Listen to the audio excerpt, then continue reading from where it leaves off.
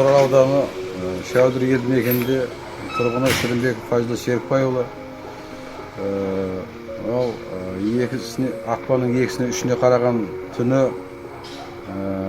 менің үйіме белгісіз біреулер, бетперде киген белгісіз біреулер басып кіріп, ұйықтап жатқан жерінен жәлідегі аяқ қолды скотчпен байлап, матап, жолдасымыз екеумізді дәрмез күйге түсіріп, сондай суық қару кезеніп, қорқытып, үйімізді тонап кетті. Енді олар кеткеннен кейін өзіміз босанып, әрекет жасап,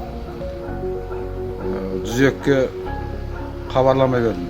Түркістан облысының ішкі істер департаментінің бастығы генерал-майор Дәлбеков Қайрат өзінің іздестіру командасымен жедел түрде келіп, осы қылмыскерлерді құрықтауға әрекеттерін жүргізді. Мен айтайын дегенім, бір тәулікке жетпей қылмыскерлер құрықталып, 4 адамнан тұратын қылмыскерлер құрықталып, ұсталды. Мен енді айтайын дегенім, бұл ішкі істер органның қызметкерлеріне өз басым атынан, отбасымыз атынан үлкен алғысымызды білдіреміз.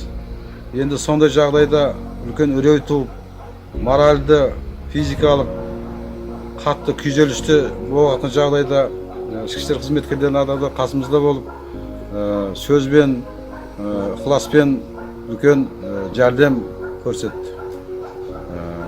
Осына рахмет.